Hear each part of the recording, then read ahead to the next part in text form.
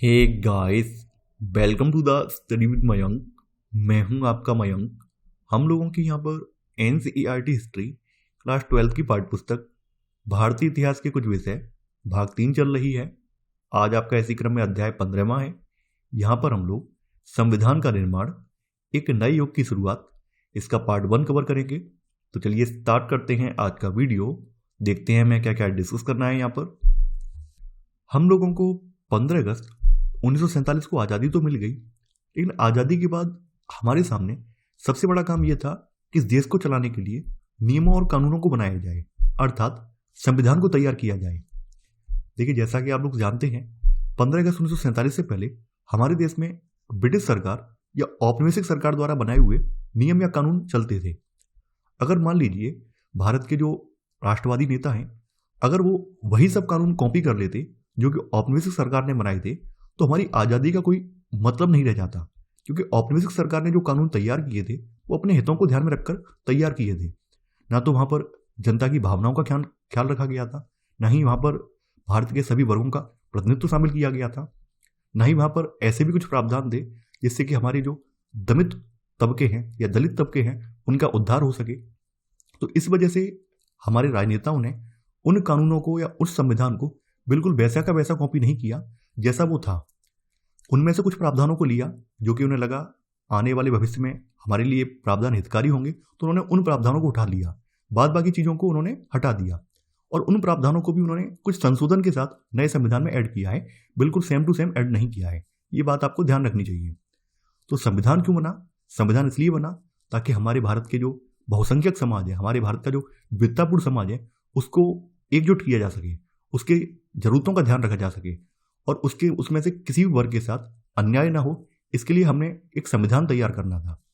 संविधान अपने आप में बहुत बड़ी चुनौती थी, क्योंकि इतनी बड़ी विशाल आबादी और वो भी विविधतापूर्ण, जिसमें अलग अलग जाति के लोग रहते हैं, अलग अलग मजहब के लोग रहते हैं, एक जैसी भाषाएं नहीं हैं, भाषाएं भी अलग अलग हैं, खान पान भी अलग अलग हैं, रहन सहन रीति रिवाज भी अलग अलग हैं। इन सब लोगों को जोड़ने के लिए एक ऐसा संविधान तैयार करना है जो कि इन सबको जोड़े रख सके। तो अपने आप में बहुत बड़ी चुनौती थी, लेकिन हमारे राष्ट्रवादी नेताओं ने अपनी दूरदर्शिता के साथ इस चुनौती को पार किया और संविधान का निर्माण किया।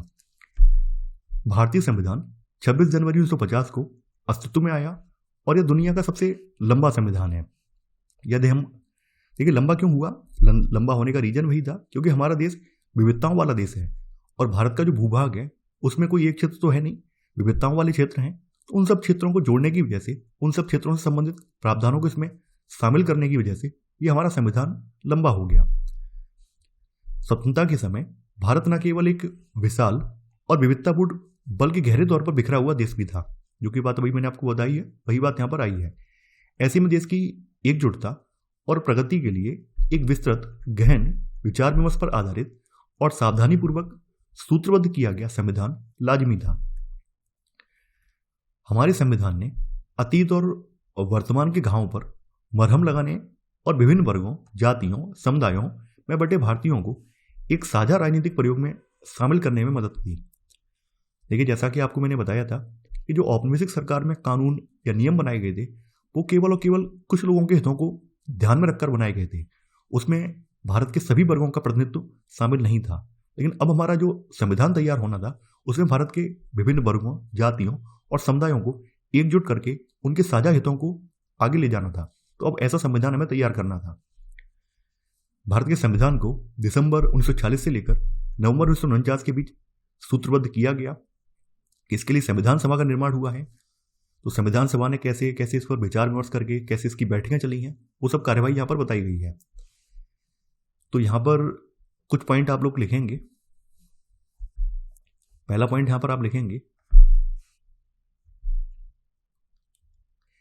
भारतीय संविधान 26 जनवरी 1950 को अस्तित्व में आया और यह दुनिया का सबसे लंबा संविधान है।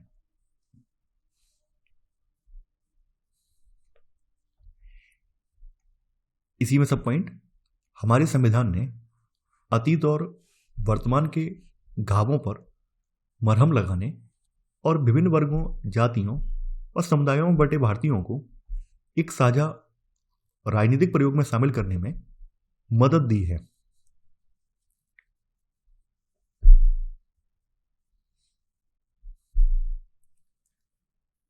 संविधान तैयार करने वाली जो लोगों की कमेटी है उसको संविधान सभा कहा गया है। तो यहां पर इसी में ही आगे आप लिख लेना सेकंड पॉइंट करके कि संविधान सभा के कुल 11 सत्र हुए, जिनमें 165 दिन बैठकों में गए। देखिए, आपको एनसीईआरटी की पुस्तक में उस तरह के फैक्ट नहीं मिलेंगे जैसे आप बाहर से कोई पुस्तक खरीदते हैं इतिहास की, वहां पर मिल जाती है क्रमवार। यहां पर कहानी के रूप में समझाया गया है कैसे विचार विमर्श मंथन हुआ है, कैसे तथ्यों को उसमें जोड़ा गया है, नई चीजों को जोड़ा गया है, देश दुनिया के अन्य संविधानों को भी देखा गया है कि इनमें से कौन कौन सी चीजें हमारे लायक अच्छी हैं, तो वहां से उन चीजों को उठाया गया है। तो वो सब बातें यहां पर विचार विमर्श के रूप में बताई गई हैं। उथल पुथल का दौर। देखिए, यहां पर जैसा कि आप लोग जानते हैं 15 अगस्त 1947 को अंग्रेजों ने सत्ता को हस्तांतरित तो कर दिया था, लेकिन एक शर्त पर, देश के विभाजन की शर्त पर, यानी इसके साथ ही इसे विभाजित भी कर दिया। लोगों की स्मृति में 1942 का भारत छोड़ो आंदोलन अभी भी जीवित था, जो कि ब्रिटिश राज के खिलाफ संभवतः सबसे व्यापक जन आंदोलन था। विदेशी सहायता से सशस्त्र संघर्ष के जरिए स्वतंत्रता पाने के लिए सुभाष चंद्र बोस द्वारा किए गए प्रयासों को भी लोगों को ये भी बखूबी याद थे। 1946 के वसंत में बंबई और अन्य शहरों में रॉयल इंडियन नेवी, शाही भारतीय नौसेना के सिपाहियों का विद्रोह, ये भी लोगों को बार बार आंदोलित कर रहा था। लोगों की सहानुभूति इन सिपाहियों के साथ थी। इसके अलावा 40 के दशक के आखिरी सालों में देश के विभिन्न भागों में मजदूरों और किसानों के आंदोलन भी हो रहे थे। तो ये सब भी बातें लोगों के जहन में थी। अब देखिए, यहां पर जो हमारे यहाँ विभाजन के समय जो हिंदू मुस्लिम मारकाट मची है, उसको लेकर लोगों का क्या मानना है, उसको लेकर लोग मुस्लिम लीग और कांग्रेस को कैसे देखते हैं। तो यहां पे बताया गया है कि व्यापक हिंदू मुस्लिम एकता इन जन आंदोलनों का एक अहम पहलू था। यानी ऊपर जो भी जन आंदोलन बताए गए हैं उनमें दोनों मिलकर लड़े हैं, हिंदू भी और मुसलमान भी। इसके विपरीत कांग्रेस और मुस्लिम लीग दोनों प्रमुख राजनीतिक दल धार्मिक सौहार्द और सामाजिक सामंजस्य स्थापित करने के लिए सुलह सफाई की कोशिशों में नाकामयाब होते जा रहे थे। जैसा कि आप लोग जानते हैं, लाख कोशिशों के बाद भी ये विभाजन को रोक नहीं पाए, और विभाजन के बाद भी जो हिंसा भड़की है उसको तो ये कतई कंट्रोल ही नहीं कर पाए हैं। वो तो महात्मा गांधी ने फिर भी प्रयास किए हैं, जबकि इनमें से किसी नेताओं ने उसकी ओर ध्यान ही नहीं दिया है। इनका ध्यान तो केवल और केवल देश के संविधान निर्माण पर लगा हुआ था। देखिए, यहाँ पर कोई इसमें बुरा मानने की बात नहीं है, ये बात रियलिटी भी है। उस समय के जो भी नेता थे, जो भी कांग्रेस के नेता थे, वो सभी इसमें लगे हुए थे कैसे भी करके संविधान तैयार किया जाए। देखिए, उनके सामने भी मजबूरी थी। मजबूरी ये थी कि इस जनता को कंट्रोल कैसे करेंगे, जो प्रशासनिक तंत्र है उसको कैसे समझाएंगे, कैसे इंस्ट्रक्शन देंगे, कैसे निर्देश देंगे। उनके सामने भी दिक्कत थी, क्योंकि जो ब्रिटिश व्यवस्था थी वो ध्वस्त हो चुकी थी। ब्रिटिश अधिकारी जो है अपने मोर्चे से भाग गए थे। अब उन्हें लगने लगा था कि देश आज़ाद होने वाला है, देश आज़ाद हो चुका है, यहाँ से हमें जाना पड़ेगा, तो हम अपना बोरिया बिस्तर पैक कर लें। तो उनके सामने भी समस्या थी। तो ये भी यही चाहते थे कि जल्दी से जल्दी संविधान बन जाए, ताकि लोगों के अधिकार क्या हैं, लोगों को कैसे कंट्रोल करना है, ये सब चीज़ें संविधान में लिख दी जाएं, जिससे कि हम इस व्यवस्था को अच्छे से सुचारू पूर्वक चला सकें। तो यहाँ पर इस बात को लेकर आपको बहुत ज़्यादा दिल पर नहीं लेना है कि सर गलत बोल रहे हैं, गलत में गलत नहीं बोल रहा हूँ। इनके सामने भी मजबूरी थी। अगस्त 1940 में कलकत्ता में शुरू हुई हिंसा के साथ उत्तरी और पूर्वी भारत में लगभग साल भर तक चलने वाला दंगे फसाद और हत्याओं का लंबा सिलसिला शुरू हो गया था। जैसा कि हम लोगों ने अध्याय 13 और 14 में देखा है, बर्बर हिंसा का यह बीभत्स नाच भीषण जनसंहारों के साथ हुआ। इसके साथ ही देश विभाजन की घोषणा हुई और असंख्य लोग एक जगह से दूसरी जगह जाने लगे। इन सब के बीच 15 अगस्त 1947 को हमारा देश आजाद हो जाता है। पर आनंद और उम्मीद का जो माहौल था वह उस समय के लोगों को कभी नहीं भूलेगा। लेकिन भारत के बहुत सारे मुसलमानों और पाकिस्तान में रहने वाले हिंदुओं व सिखों के लिए यह एक निर्मम चुनाव का क्षण था। देखिए, जो लोग विभाजन के शिकार हुए, जिन लोगों ने विभाजन के दर्द को सहा, अपने घर मकान, अपने परिवारीजन, अपने भाई बंधुओं को खोया, उनके लिए आज़ादी इतनी महत्वपूर्ण नहीं थी। उनके लिए अपना घर, अपना जो मूल निवास है, मूल स्थान है, वो महत्वपूर्ण था। तो उनके सामने है तत्क्षण मृत्यु तथा पीढ़ियों पुरानी जड़ों से उखड़ जाने के बीच चुनाव का क्षण था। तो उनके सामने चुनौती ये थी कि उनकी जो पूरी बसी बसाई दुनिया थी उजड़ चुकी थी। तो वो कैसे समझेंगे कि हमें आज़ादी मिली है? भाई, उनको तो आज़ादी नहीं मिली, उनका तो सबसे बड़ा नुकसान हुआ। करोड़ों शरणार्थी यहाँ से वहाँ जा रहे थे, मुसलमान पूर्वी और पश्चिमी पाकिस्तान की तरफ, तो हिंदू और सिख पश्चिमी बंगाल और पूर्वी पंजाब की तरफ बढ़े जा रहे थे। जैसा कि आप लोग जानते हैं, इनमें से बहुत सारे लोग अपनी मंजिल तक पहुंच गए और बहुत सारे जो है बीच में ही मार दिए गए, ये भी आप लोग जानते हैं। तो देखिए यहाँ पर वही सब कहानी जो कल हमने पढ़ी थी वही सब दोहराई जा रही है। ऊपर कुछ चीजें और बताई गई हैं। ये 14 अगस्त 1947 की मध्य रात्रि को संविधान सभा में बोलते हुए जवाहरलाल नेहरू का भाषण है। इन्होंने क्या लिखा है भारत के बारे में, क्या बोला है, तो आप जान लीजिए। बहुत समय पहले हमने नियति से साक्षात्कार किया था और अब समय आ चुका है कि हम अपने उस संकल्प को न केवल पूर्ण रूप से समग्रता में बल्कि उल्लेखनीय रूप से साकार करें। अर्धरात्रि के इस क्षण में जब दुनिया सो रही है, भारत जीवन और स्वतंत्रता की ओर जाग रहा है। ये जवाहरलाल नेहरू का भाषण है और काफी फेमस भी है। तो देखिए इनका मानना यह था कि दुनिया जब सो रही है तब भारत स्वतंत्र जीवन और स्वतंत्रता की ओर जाग रहा है। अब जैसा कि आप लोग जानते हैं, इसमें जीवन तो है ही नहीं, मारकाट मची हुई है, लोग घरों को छोड़ छोड़कर भाग रहे हैं, कई लोग दहशत में हैं, महिलाएं दहशत में, कैसे भी उनका जीवन बच जाए, कैसे भी उनकी आबरू बच जाए। और एक और कहा जा रहा है कि भारत जीवन और स्वतंत्रता की ओर जाग रहा है। इसके कई नजरिए हो सकते हैं। तो जिन लोगों ने इस दर्द को, इस विभाजन को झेला है, उनके लिए आज़ादी की कीमत 0 है। वो इस आज़ादी को कभी उस तरह से स्वीकार नहीं करेंगे जैसे हम लोग कहते हैं हमें आज़ादी मिल गई। उनके लिए तो बहुत बड़ा दर्द है ये आज़ादी नहीं, उनके लिए एक बहुत बड़ा दर्द है ये। नवजात राष्ट्र के सामने इतनी ही गंभीर एक और समस्या देसी रास्तों को लेकर थी। अब देखिए ये तो सब समस्याएं थी। एक तो विभाजन से जो करोड़ों लोग इस पार आए हैं या उस पार गए हैं, या फिर यहाँ पर जो अस्त व्यस्त माहौल है दंगा फसाद में, वो तो समस्या एक है ही है। इसके अलावा दूसरी समस्या ये थी कि हमारे यहाँ अंग्रेजों के शासन से पहले राजे रजवाड़े हुआ करते थे। उनमें से बहुत सारे राजे रजवाड़ों को अंग्रेजों ने अपने शासन में, यानी अंग्रेजी शासन में विलय कर लिया था। हालांकि कुछ रजवाड़ों को इन्होंने स्वतंत्रता दी थी, लेकिन एक शर्त पर दी थी कि आप लोग ब्रिटिश रानी की अधीनता को स्वीकार करेंगे। तो ब्रिटिश राज के दौरान उपमहाद्वीप का लगभग 1/3 भूभाग ऐसे नवाबों और रजवाड़ों के नियंत्रण में था जो ब्रिटिश राज की अधीनता स्वीकार कर चुके थे। उनके पास अपने राज्यों को जैसे चाहे चलाने की सीमित ही सही, लेकिन काफी आजादी थी। जब अंग्रेजों ने भारत छोड़ा तो इन नवाबों और राजाओं की संवैधानिक स्थिति बहुत अजीब हो गई। एक समकालीन प्रेक्षक ने कहा था कि कुछ महाराजा तो बहुत सारे टुकड़ों में बटे भारत में स्वतंत्र सत्ता का सपना देख रहे थे। देखिए जब देश आजाद हुआ है तो इन राजे रजवाड़ों के राजाओं को लगने लगा है कि अब हमारा जो पुराना दौर था, जो हमारे बाप दादाओं का आज से 100-150 साल पहले रहता था दौर, वो दौर हमारा फिर से लौट आएगा। यानी हम लोग फिर से अपनी वही शासन चलाएंगे। लेकिन अब ये नहीं पता है कि अब तक तो लोकतंत्र के विचार भी आ गए हैं, अब नई तरह से राष्ट्रवाद भी पनप चुका है। तो ऐसे में इनकी सत्ता टिक पाना यहाँ पर मुमकिन नहीं थी। तो संविधान सभा का गठन कैसे हुआ है, उस सब के बारे में बातें आगे बताई गई हैं। देखिए यहाँ पर कुछ कुछ पॉइंट हैं, हालांकि बिखरे बिखरे पॉइंट हैं, लेकिन हम फिर भी लिख लेंगे तो बेटर रहेगा।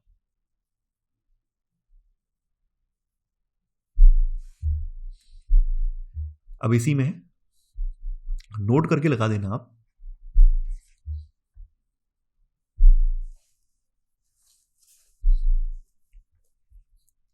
सुभाष चंद्र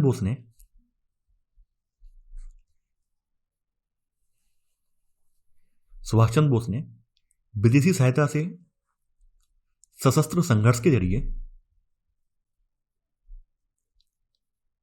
स्वतंत्रता पाने के लिए प्रयास किए। सुभाष चंद्र बोस ने विदेशी सहायता से सशस्त्र संघर्ष के जरिए स्वतंत्रता पाने के लिए प्रयास किए।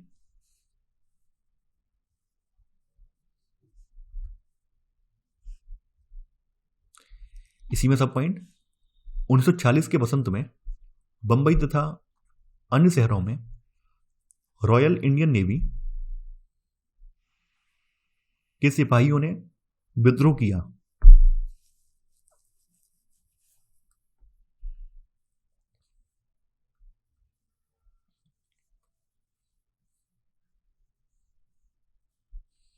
यह आपका नोट हो जाएगा।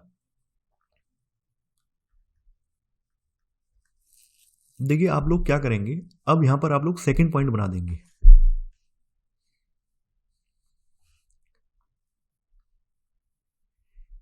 इसमें लिखेंगे नवजात राष्ट्र के सामने एक गंभीर समस्या देसी रियासतों को लेकर थी।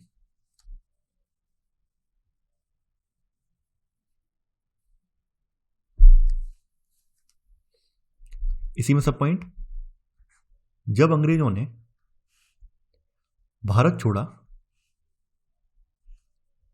तो कुछ महाराजा तो बहुत सारे टुकड़ों में बटे भारत में स्वतंत्र सत्ता का सपना देख रहे थे।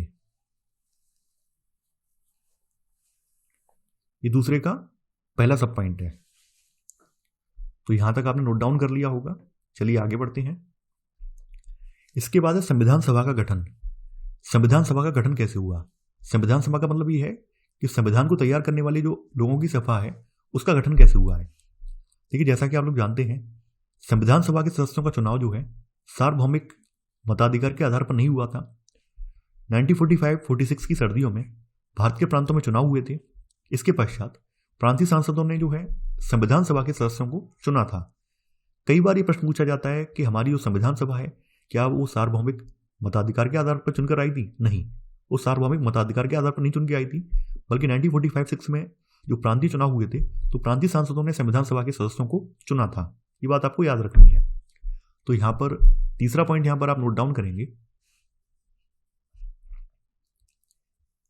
संविधान सभा के सदस्यों का चुनाव सार्वभौमिक मताधिकार के आधार पर नहीं हुआ था।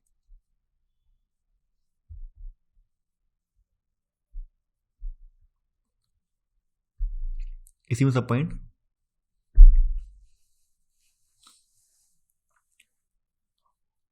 उन्नीस सौ 1945-46 के प्रांतीय चुनावों के बाद, प्रांतीय चुनावों के पश्चात प्रांतीय सांसदों ने संविधान सभा के सदस्यों को चुना। यह आपका थर्ड का सब पॉइंट है। जैसा कि आप लोग जानते हैं, पूरी आजादी की लड़ाई में सबसे बड़ा दल जो था वो कांग्रेस थी। तो नई जो संविधान सभा बनी है इसमें कांग्रेस का ही वर्चस्व है, कांग्रेस प्रभावशाली थी। और प्रांतीय चुनाव में भी जो चुनाव हुए थे उसमें भी कांग्रेस का दबदबा था। इसके अलावा जो आरक्षित मुस्लिम सीटें थी उस पर मुस्लिम लीग का दबदबा था। लेकिन लीग ने संविधान सभा का बहिष्कार उचित समझा और एक अन्य संविधान बनाकर उसने पाकिस्तान की मांग को जारी रखा। यानी लीग इस संविधान सभा की फेवर में नहीं थी। लीग ने तो साफ साफ बहिष्कार कर दिया कि हम इस संविधान सभा में शामिल नहीं होंगे और न ही इसके लिए वोटिंग करेंगे। शुरुआत में समाजवादी भी संविधान सभा से परे रहे क्योंकि वे उसे अंग्रेजों की बनाई हुई संस्था मानते थे। समाजवादियों का ऐसा मानना था कि इस अंग्रेजों की एक चाल है, संविधान सभा में बेशक हम लोग चुनाव जरूर कर रहे हैं लेकिन यहाँ पर प्रावधान वही रखे जाएंगे जो ब्रिटिश सरकार चाहेगी। तो समाजवादी भी स्टार्टिंग में इस संविधान सभा का विरोध कर रहे थे। वे मानते थे कि सभा का बाकी स्वायत्त होना असंभव है। इन सभी कारणों से संविधान सभा के 82% सदस्य कांग्रेस पार्टी के ही सदस्य थे। लेकिन हमें ये बात भी ध्यान रखनी चाहिए, कांग्रेस पार्टी बेशक थी लेकिन कांग्रेस पार्टी के भीतर भी तमाम विचारधाराएं उस समय थी। नहीं, वहां पर जो नेता थे वो किसी एक मत से सहमत नहीं थे, सबकी अपनी अपनी आइडियोलॉजी थी। परंतु सभी कांग्रेस सदस्य एक मत नहीं थे। कई निर्णायक मुद्दों पर उनके मत भिन्न हो सकते थे। कई कांग्रेसी समाजवाद से प्रेरित थे तो कई अन्य जमींदारी के हिमायती थे, कुछ सांप्रदायिक दलों के करीब थे, लेकिन कई पक्के धर्मनिरपेक्ष भी थे। यानी हर वर्ग के लोग कांग्रेस में शामिल थे। तो देखिए यहां पर जो आपने तीसरा पॉइंट लिखा है इसी में सेकंड सब पॉइंट आप लिख लेना। लेकिन लीग ने संविधान सभा का बहिष्कार उचित समझा और एक अन्य संविधान बनाकर उसने पाकिस्तान की मांग को जारी रखा।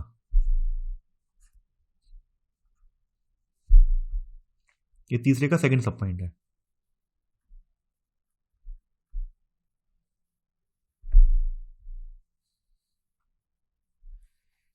इसी में आगे थर्ड सब पॉइंट, संविधान सभा के 82% सदस्य कांग्रेस पार्टी के ही सदस्य थे।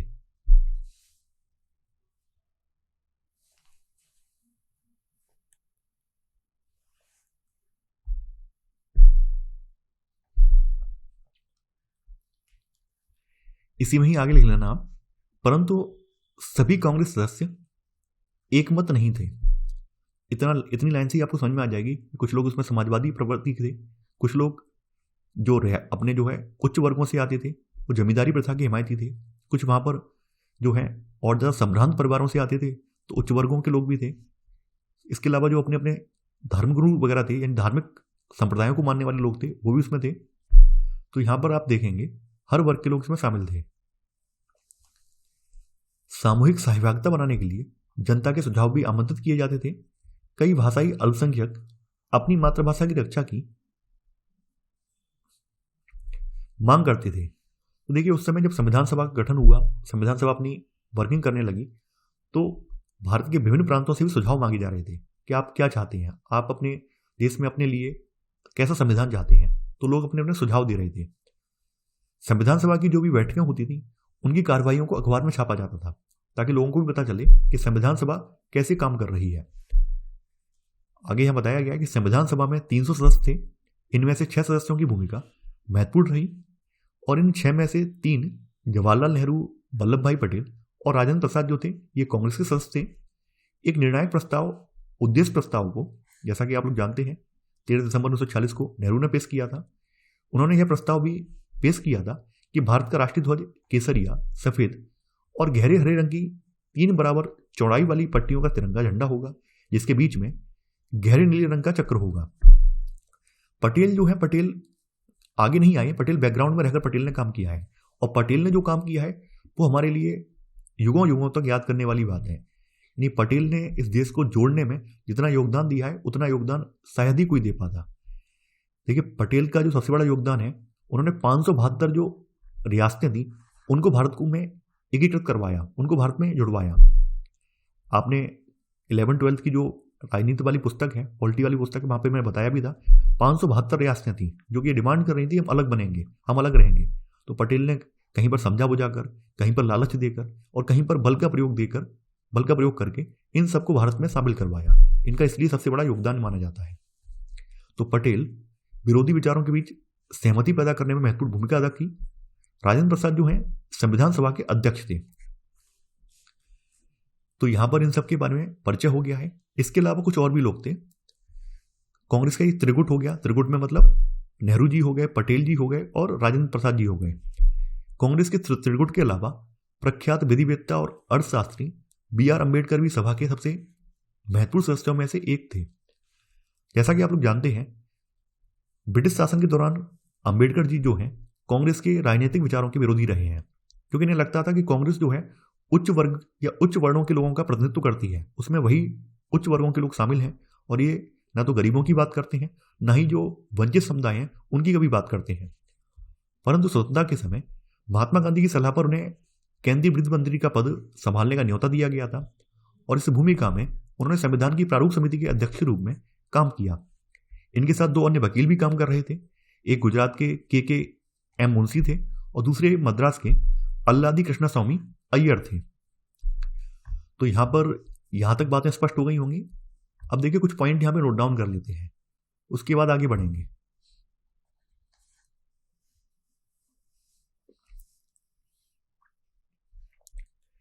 इसमें आप लिखेंगे संविधान सभा में 300 सदस्य थे। संविधान सभा में 300 सदस्य थे। इनमें से 6 सदस्यों की भूमिका महत्वपूर्ण रही।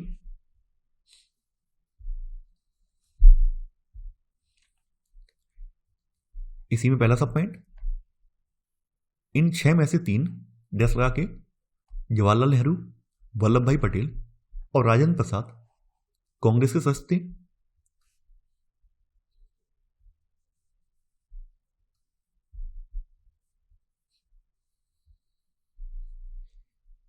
इसी में ही सेकंड सब पॉइंट, एक निर्णायक प्रस्ताव, उद्देश्य प्रस्ताव को नेहरू ने पेश किया था।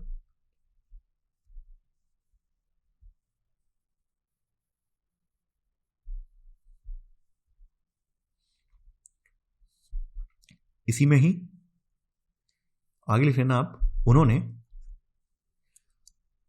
तिरंगा झंडा का भी प्रस्ताव पेश किया था।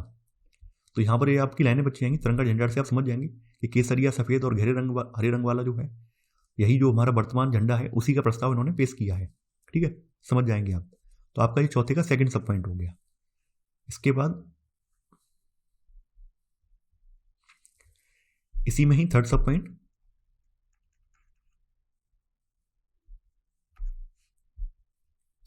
पटेल ने विरोधी विचारों के बीच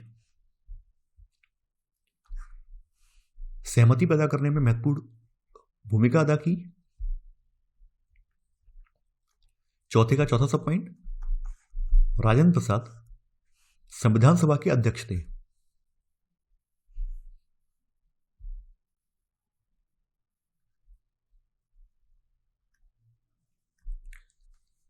ठीक है, यहां तक बात हो गई। अब इसमें इसके बाद आप लोग पॉइंट नंबर आपका 5 आएगा।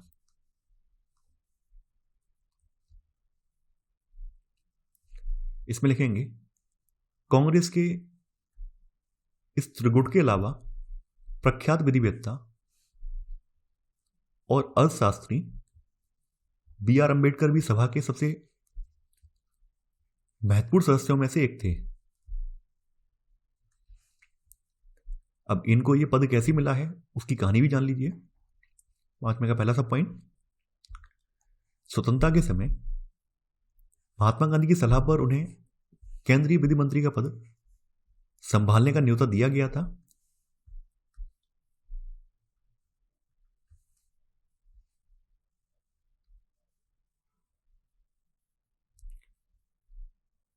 इसी में ही आगे सेकंड सब पॉइंट, उन्होंने संविधान की प्रारूप समिति के अध्यक्ष के रूप में काम किया।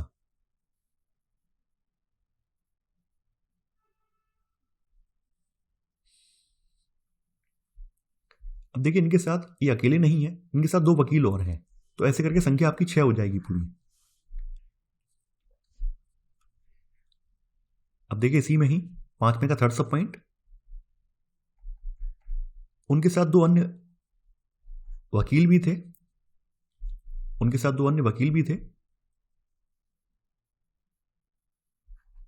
गैस लगा के, एक गुजरात के के.एम. मुंशी थे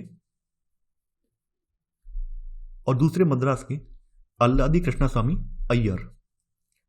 तो ऐसे करके 6 कैंडिडेट हो गए, 3 त्रिकुट जो कि कांग्रेसी हैं और 3 एक तरफ, जिसमें विधिवेत्ता डॉक्टर बी.आर. अम्बेडकर हैं और इनके 2 सहयोगी हैं, 2 अन्य वकील हैं, गुजरात के के.एम. मुंशी और दूसरे मद्रास के अल्लादी कृष्णस्वामी अय्यर। तो 6 कैंडिडेट ये हो गए। इसके अलावा इन 6 कैंडिडेटों के अलावा कुछ प्रशासनिक अधिकारी भी इसमें शामिल थे। तो यहाँ पर एक तो है बी.एन. राव। बी.एन. राव जो है भारत सरकार के संवैधानिक सलाहकार थे।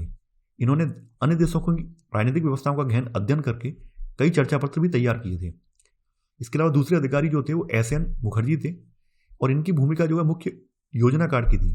मुखर्जी जटिल प्रस्तावों को स्पष्ट वैदिक भाषा में व्यक्त करने में क्षमता रखते थे, तो इनके बारे में बताया गया है। अब देखिए, इसी में ही आप लोग 6वां पॉइंट यहां नोट डाउन करेंगे। इसमें लिखेंगे इन 6 सदस्यों को 2 प्रशासनिक अधिकारियों ने महत्वपूर्ण सहायता दी। इसी में पहला सब पॉइंट, बी.एन. राव डैश लगा के वह भारत सरकार के संवैधानिक सलाहकार थे।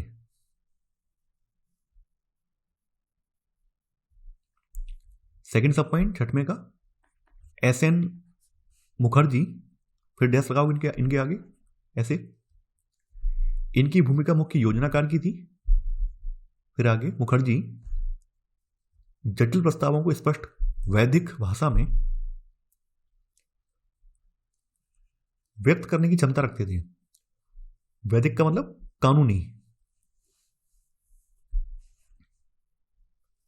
तो आपने 6 मुख्य कैंडिडेट और इनके 2 प्रशासनिक अधिकारियों के बारे में भी आप परिचित हो गए हैं। इसके बाद आगे बढ़ते हैं। अब आगे की कार्रवाइयां कैसे चलती हैं। अंबेडकर के पास सभा में संविधान के प्रारूप को पारित करवाने की जिम्मेदारी थी। इस काम में कुल मिलाकर 3 वर्ष लगे और इस दौरान हुई चर्चाओं के मुद्रित रिकॉर्ड 11 भारी भरकम खंडों में प्रकाशित हुए। यानी जो भी चर्चाएं संविधान सभा में हुई तो उन सबके रिकॉर्ड जो हैं 11 भारी भरकम खंडों में पारित हुए हैं। तो यहां पर 7वां पॉइंट आप लोग लिखेंगे,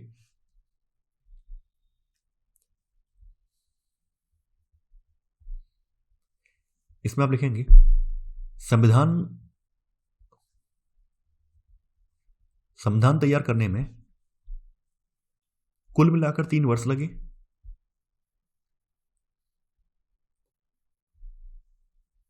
और इस दौरान हुई चर्चाओं के मुद्रित रिकॉर्ड 11 भारी भरकम खंडों में प्रकाशित हुए। जैसा कि आप लोग जानते हैं कि पूरा टाइम 3 साल का नहीं लगा था, 2 साल 11 महीने 18 दिन का समय लगा था, लेकिन 3 साल ही मान लेंगे कुल मिलाकर, यानी लगभग में 3 साल ही हो जाते हैं। ये 12 दिन ही तो कम है केवल। देखिए यहां पर हिंदू कोड बिल की चर्चा का एक फोटो है। डॉक्टर BR अम्बेडकर यहां बीच में बैठे हुए हैं, विचार विमर्श मंथन चल रहा है यहां पर। संविधान की दृष्टि का मतलब यह है कि संविधान कैसा होना चाहिए, संविधान का प्रारूप क्या होगा, इस बात को लेकर डिबेट थी कि किस तरह का संविधान अपनाना है। तो जैसा कि आप लोग जानते हैं 13 दिसंबर 1940 को जवाहरलाल नेहरू ने संविधान सभा के सामने उद्देश्य प्रस्ताव पारित किया, जिसमें स्वतंत्र भारत के संविधान के मूल आदर्शों की रूपरेखा प्रस्तुत की गई थी। तो यहां पर जो भी ये प्रस्ताव उन्होंने पारित किया था, इसमें भारत को एक स्वतंत्र संप्रभु गणराज्य घोषित किया गया था, नागरिकों को न्याय, समानता और स्वतंत्रता का आश्वासन दिया गया था। और यहां पर यह भी वचन दिया गया था कि अल्पसंख्यकों, पिछड़े व जनजातीय क्षेत्रों और दलित व अन्य पिछड़े वर्गों के लिए पर्याप्त रक्षात्मक प्रावधान भी किए जाएंगे। तो इनका उद्देश्य प्रस्ताव बाद में संविधान की प्रस्तावना के रूप में भी सामने आया है, जैसा कि आप लोग जानते हैं। तो देखिए यहां पर 8वां पॉइंट आप लोग नोट डाउन करेंगे। 8वां पॉइंट, आज इसमें हेडिंग डालने की जरूरत नहीं है, केवल पॉइंट टू द पॉइंट लिखते जाइए आप। इसमें आप लिखेंगे 13 दिसंबर 1940 को जवाहरलाल नेहरू ने संविधान सभा के सामने उद्देश्य प्रस्ताव पेश किया। इसी में पहला सब पॉइंट, इसमें स्वतंत्र भारत के संविधान के मूल आदर्शों की रूपरेखा प्रस्तुत की गई थी। सेकंड सब पॉइंट, इसमें भारत को एक स्वतंत्र संप्रभु गणराज्य घोषित किया गया था, नागरिकों को न्याय, समानता व स्वतंत्रता का आश्वासन दिया गया था।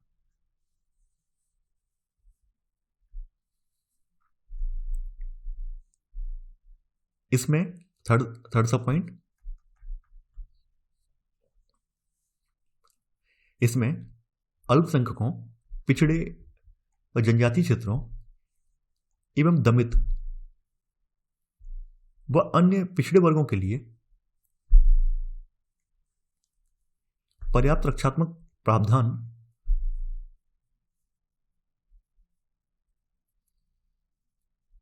शामिल किए जाने की भी बात कही गई थी। प्रावधान शामिल किए जाने की बात कही गई थी। तो आपने इनकी जो उद्देश्य प्रस्ताव है उसके बारे में जान लिया कि उद्देश्य प्रस्ताव में किन किन बातों को केंद्र बिंदु बनाया गया है। तो उन चीजों को आपने यहां पर नोट डाउन कर लिया है।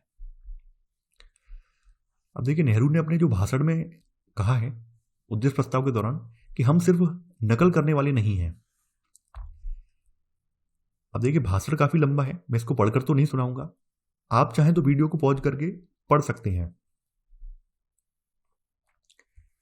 देखिए हमारे राजनेताओं ने भारत से पहले दुनिया के जिन देशों में क्रांतियां हुई थी वहां के जो केंद्रीय विचार थे उन विचारों को भी पढ़ा, समझा और उनमें से जो अच्छी बातें थी वो बातें हमारे संविधान में शामिल कर ली।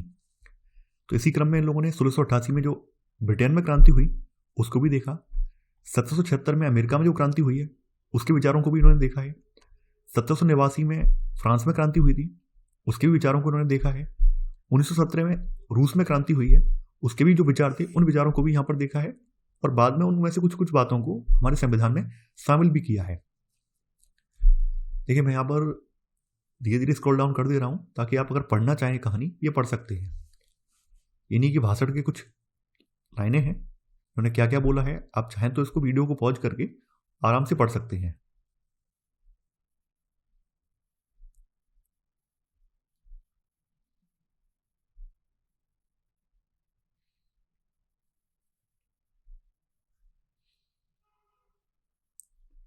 इसके बाद देखिए वही सब बातें बताई गई हैं। नेहरू जी ने अपने भाषण में इसमें क्या क्या बोला है।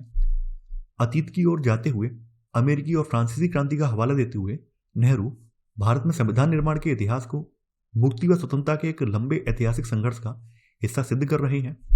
यानी ऊपर इन्होंने जो भाषण दिया है उसमें इन्होंने बताया था कैसे जो है अमेरिका के लोगों ने लंबा संघर्ष किया अपनी क्रांति को अपने अपने आप को आज़ाद करने के लिए। फ्रांस के लोगों ने कैसे लंबा अपना संघर्ष किया है, तो उन्होंने वैसे ही भारतीय संघर्ष को भी इन्हीं क्रांतियों के संघर्ष के जोड़ा है। वह किसी खास तरह के लोकतंत्र को अपनाने का विरोध करते हैं और कहते हैं कि हमारे लोकतंत्र की रूपरेखा हमारे बीच होने वाली चर्चा से ही उभरेगी। जैसा कि आप लोग जानते हैं कि हर क्रांति के बाद दुनिया भर में जो भी क्रांतियां हुई उसके बाद वहाँ का जो संविधान तैयार किया गया वो वहाँ की जनता के अकॉर्डिंग, वहाँ के रीति रिवाजों के अकॉर्डिंग, वहाँ के धर्म के अकॉर्डिंग तैयार किया गया। तो हमारे यहाँ के लिए जो भी संविधान तैयार किया जाएगा उसके केंद्र में हमारे भारतीय लोग होंगे, भारत का समाज होगा। उन्होंने विश्वास व्यक्त किया कि हम सिर्फ नकल करने वाले नहीं हैं। यानी कहने का मतलब क्या है कि पश्चिम से वहाँ की उपलब्धियाँ और विफलताओं से सबक लेना जरूरी तो है, लेकिन हमें याद रखना चाहिए कि पश्चिमी समाजों को भी अन्य स्थानों पर हुए प्रयोगों से बहुत कुछ सीखना पड़ा था। यानी पश्चिम में भी जो विचार पनपे हैं तो उन विचारों के पनपने के पीछे भी उन्होंने भी कहीं ना कहीं से सीखा है, उसके बाद उन विचारों को आगे बढ़ाया है। भारतीय संविधान का उद्देश्य यह होगा कि लोकतंत्र के उदारवादी विचारों और आर्थिक न्याय के समाजवादी विचारों का एक दूसरे के में समावेश किया जाए। ये नेहरू के अकॉर्डिंग है। नेहरू ये मानते हैं कि भारतीय संविधान का उद्देश्य कैसा होना चाहिए कि लोकतंत्र के उदारवादी विचार हैं जैसे आर्थिक न्याय और जो समाजवादी विचार हैं इनका समावेश किया जाना चाहिए। तो यहाँ पर 9वां पॉइंट आप लोग लिखेंगे,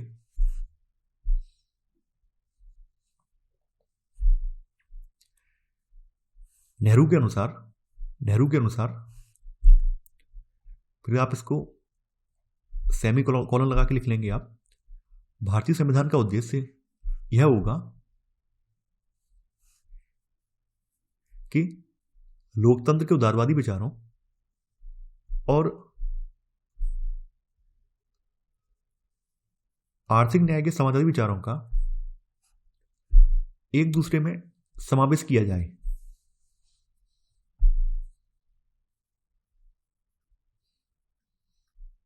अब लोगों की इच्छा क्या है? देखिए ऐसा नहीं है कि सब लोग इनसे सहमत हैं। जैसा कि हमने स्टार्टिंग में ही देखा था, बेशक एक ही पार्टी थी लेकिन एक ही पार्टी के लोग भी आपस में एकमत नहीं थे। वहां पर तमाम विचारधाराओं वाले लोग थे। तो यहाँ पर एक व्यक्ति हैं जिनका नाम है सोमनाथ लाहिड़ी। तो सोमनाथ लाहिड़ी जो है संविधान सभा के कम्युनिस्ट सदस्य थे और कम्युनिस्ट सदस्य सोमनाथ लाहिड़ी को संविधान सभा की चर्चाओं पर ब्रिटिश साम्राज्यवाद का साया दिखाई देता था। स्याह का मतलब काला साया दिखाई देता था। इनका मानना यह था कि जो संविधान सभा की गतिविधियां चल रही हैं, संविधान सभा की कार्रवाइयां चल रही हैं, वो सब ब्रिटिश सरकार के अधीन है। जो कुछ भी ये तय करेंगे, जो कुछ भी ये नियम या कानून बनाएंगे, वो सब ब्रिटिश सरकार की मंशाओं से ही बनेंगे। 1946-47 के जाड़ों में जब संविधान सभा में चर्चा चल रही थी तो अंग्रेज अभी भी भारत में ही थे। लाहिड़ी ने अपने साथियों को समझाया कि संविधान सभा अंग्रेजों की बनाई हुई है और वह अंग्रेजों की योजना को साकार करने का काम कर रही है। ये लाहिड़ी के विचार हैं। तो देखिए जिन जिन लोगों के जो विचार रहे हैं उन विचारों को हम भी नोट डाउन करेंगे, समझेंगे कि कैसे लोग इसका विरोध भी कर रहे थे, कैसे लोगों को ये मतलब यकीन ही नहीं हो रहा था कि ये संविधान सभा हमारे भारत के लोगों का प्रतिनिधित्व कर रही है। उन्हें यही लग रहा था कि ये ब्रिटिश सरकार की एक चाल है और यहाँ पर ब्रिटिश सरकार के जो भी उद्देश्य हैं उनको इसमें शामिल किया जा रहा है। कई लोगों को ऐसा लग रहा था। तो यहाँ पर 10वां पॉइंट यहाँ पर आप नोट करेंगे,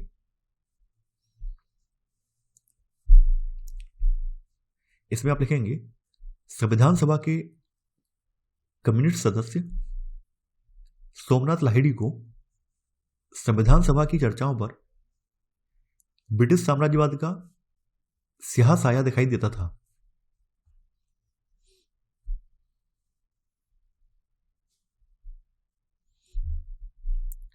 लाहिड़ी के अनुसार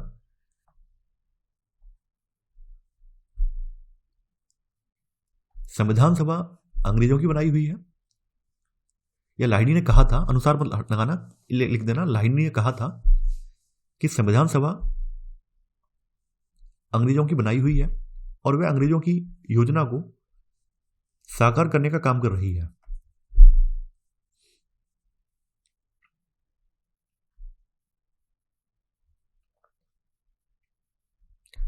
तो यहां पर सोमनाथ लाहिड़ी ने जो अपने विचार वक्तव्य दिए हैं उनके बारे में यहां पर लिखा हुआ है। बहुत अच्छा महोदय, साहसिक शब्द, उदात्त शब्द, इन्होंने जमकर इस चीज की आलोचना की है कि कहीं ना कहीं संविधान सभा जो है ये ब्रिटिश राजनीतिक उद्देश्यों को थोपने में लगी हुई है, ऐसा इनका मानना था।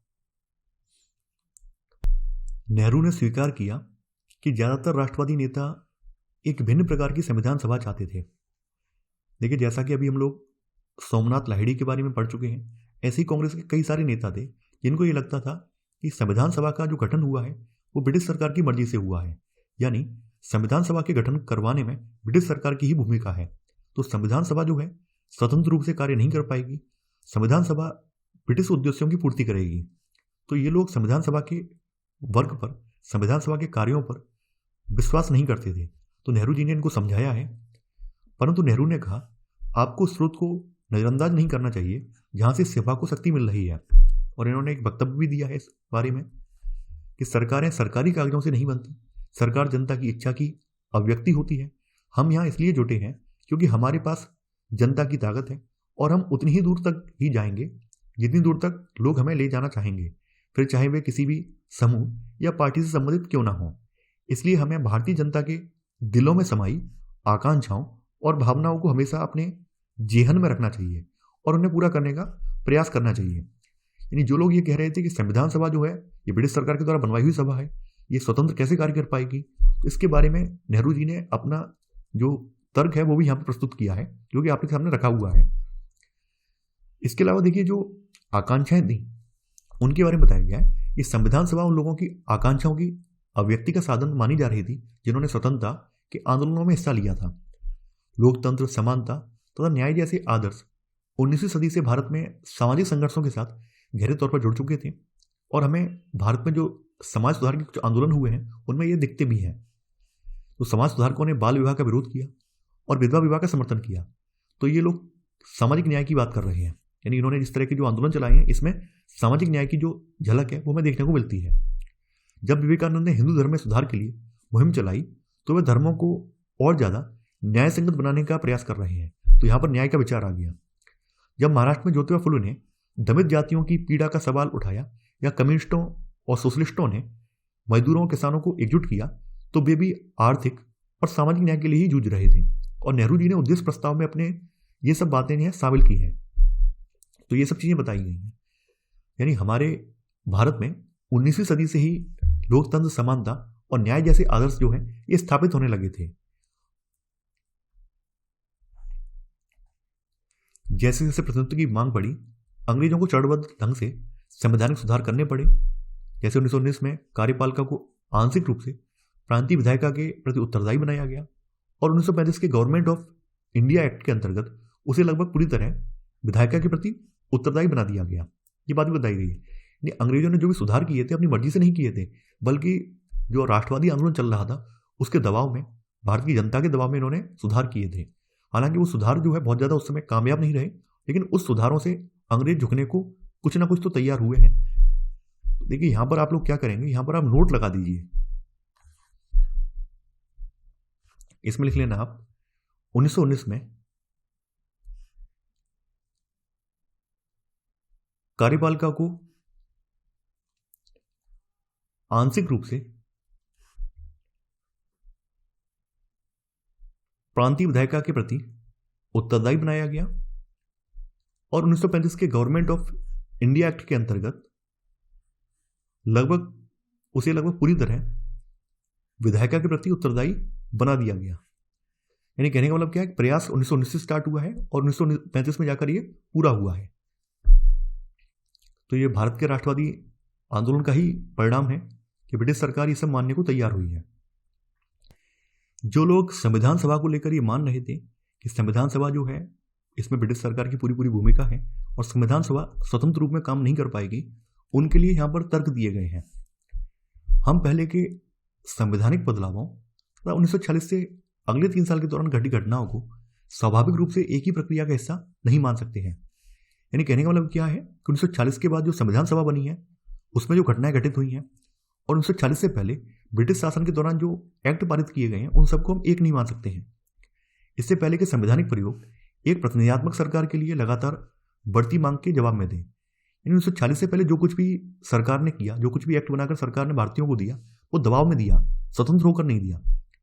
जबकि विभिन्न कानूनों को पारित करने की प्रक्रिया में भारतीयों की कोई प्रत्यक्ष हिस्सेदारी नहीं दी और उस समय जो भी सरकार ने दबाव में एक्ट पारित किए हैं उनमें भी भारतीयों से ये नहीं पूछा गया कि आपको कैसा एक्ट चाहिए, एक्ट में कौन कौन से प्रावधान चाहिए।